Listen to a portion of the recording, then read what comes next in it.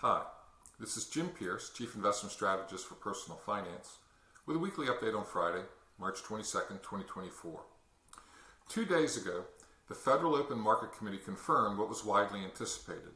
It will not cut interest rates this month, but it does expect to reduce its policy rate by 75 basis points, which is 3/4 of a percentage point, later this year. That sentiment was reinforced in the press release issued that afternoon. And here I'm going to show you the press release right here. And you come down here to the second paragraph, the middle sentence. The committee judges that the risks to achieving its employment and inflation goals are moving into better balance. That is precisely what Wall Street wanted to hear. It's okay if rates don't start coming down now, as long as they will start coming down soon. Shortly after the statement was released, the S&P 500 index jumped more than 1% to hit a new all-time high, as did the Dow Jones Industrial Average and NASDAQ Composite. So if we come over here and look at the S&P 500 over the past 6 months, again, we see it bottoming out at the end of October, and then off it goes. And here we are way over here on the right. Here, I'll just show you year to date. And you'll see here that here we are over here, and I'll show you the past 5 days if you really want to see the reaction. So here is Wednesday, March 20th at 2 p.m. when that statement was released, and look what happens over the course of the next 2 hours until the market closes. A nice jump, and the same is true of the other major indexes. More telling was the response from the bond market, which reacted by pushing down the yield on the 10-year Treasury note by 1/10 of a percentage point. So here's a chart of the yield of the 10-year Treasury note, and again, if we look at the past 6 months, you can see it bottoming out late in the fall, and then coming back up here on the year. But if we look at the last 5 days, and this chart's kind of weird looking, but here it is on the 20th up until about 2 p.m. and then you see the straight line down.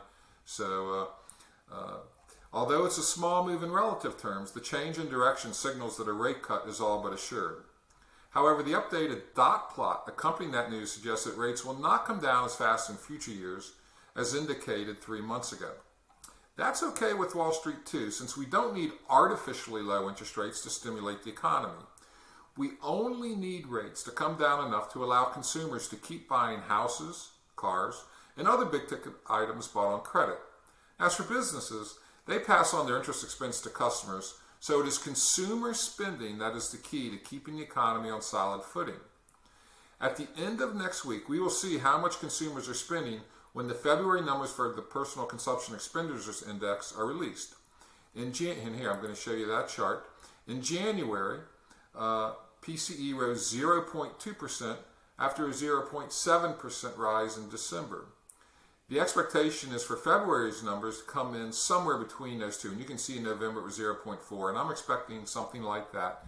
Of course, people spend more in December because it's a holiday gift buying season. Then in January, while they're paying off those big credit card bills, they kind of cool it on the spending. But in February, they get kind of back into the normal spending mode. Now, we already know that the 3-month moving average of median wage growth in the United States increased 5% in February, which is considerably higher than the rate at which inflation is growing. So I'm going to show you another chart here, which is wage growth versus inflation, really since the onset of the coronavirus pandemic. And you can see the black line here, which is inflation, for a while was rising faster than wages. But basically about a year ago, inflation really started coming down rapidly while wage growth started coming down moderately. And now we have a pretty big gap where wage growth on a trailing 12-month, on a 3-month moving average is roughly almost 2 percentage points higher than inflation. And that's a significant difference. That means purchasing power in real or inflation-adjusted terms for consumers is increasing, so they don't have to draw down on savings to continue spending at recent levels. Nevertheless, the Consumer Confidence Index fell in February after rising each of the previous 3 months.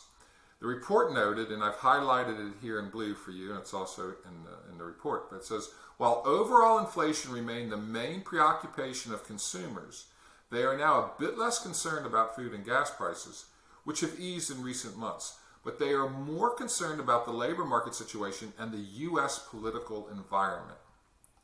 I'm not too worried about that. Rarely do politics have a lasting impact on the stock market, and there is no empirical data to suggest that the labor market is about to fall apart.